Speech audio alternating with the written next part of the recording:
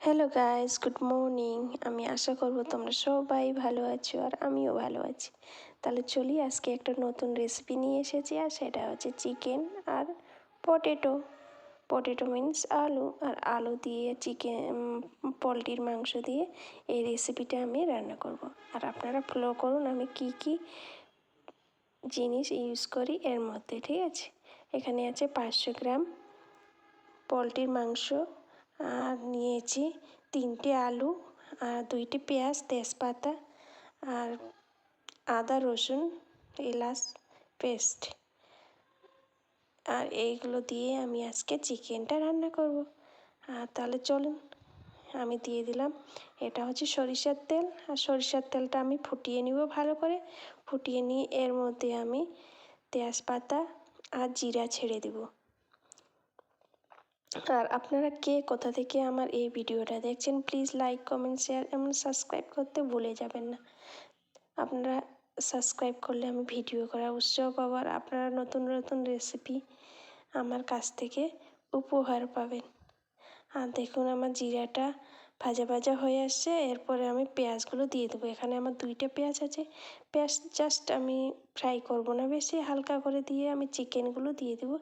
আর এইভাবে রান্না করবেন প্লিজ, চিকেন খেতে খুবই ভালো লাগে। আর আমাকে অতটা পোলট্রির মাংস ভালো লাগে না, কিন্তু আমাকে পোলট্রির স্কিন, পোলট্রির লেগ এইগুলো আমাকে খুব খুব ভালো লাগে। কাকে কাকে ভালো লাগে কমেন্ট করবেন। আপনারা মনে করছেন এইসব জিনিস খায়? না, এইসব জিনিস খাওয়াও উপকার আছে, যে কোনো জিনিস খাওয়াই উপকার। আর এখানে দিয়ে দিলাম আমি পরিমাণ মতো লবণ আর হলুদ। আর তেলের মধ্যে হলুদ আর লবণটা দিলে, মানে তেলের মধ্যে যদি হলুদটা দেওয়া যায়, তাহলে যে কোনো সবজির কালারটা সুন্দর আসে আর সবজিটা তাড়াতাড়ি সেদ্ধও হয়ে যায়, আর হলুদ হলুদ গন্ধটাও থাকে না। আর আমি প্রতিটা সবজিতে এইভাবেই রান্না করি। আর দিয়ে দিলাম লঙ্কার গুঁড়ো। আমি যত সব দিই তেলের মধ্যে দিই, তাহলে এর মধ্যে যে একটা স্মেলটা হারিয়ে যায় আর খেতে খুব ভালো লাগে। আর সবজির যে কালার, সেই কালারটাও খুব সুন্দর আসে। আর এটা চিকেন করছি যেহেতু, চিকেনের কালারটাও খুব সুন্দর আসবে। আর এখন আমি দিয়ে দিচ্ছি চিকেনগুলো। আর চিকেনগুলো দিয়ে এর মধ্যে আমি কোনো জল অ্যাড করব না। আর চিকেনের মধ্যে জল অ্যাড করতে হয় না, মানে আমি তেলের মধ্যে সেটা ভালো করে কষিয়ে নিব। আর যত কষবেন তরকারি ততই টেস্টি লাগবে খেতে। আর আপনার কাদের কাদের চিকেন ভালো লাগে কমেন্ট করবেন। আর যখন আগে পোলট্রির মাংস, প্রথম যখন পোলট্রির মাংস এসেছিলো 30 টাকা কেজি ছিল, 50 টাকা কেজি আসলো, 100 টাকা আসলো, এখন চলে এসেছে 250 টাকা কেজি। সাধারণ মানুষের পক্ষে খাওয়া খুব সমস্যার মধ্যেই হয়ে যায় যে কোনো জিনিস হাই দাম বেড়ে গেলে। আর এখন আমি পটেটোগুলো দিয়ে দিচ্ছি। পটেটো দিয়ে আমি এর মধ্যে কোনো জল অ্যাড করব না। আর আমি এইভাবেই পটেটোটা সেদ্ধ হয়ে যাবে।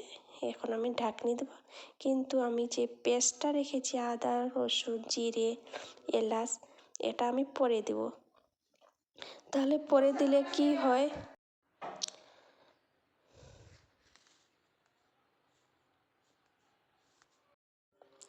আর আমি যেহেতু পরে দিব মশলাটা, তাহলে যে চিকেনের যে সেন্ট খুব ভালো থাকে, মশলাটার গন্ধটাও ভালো থাকবে।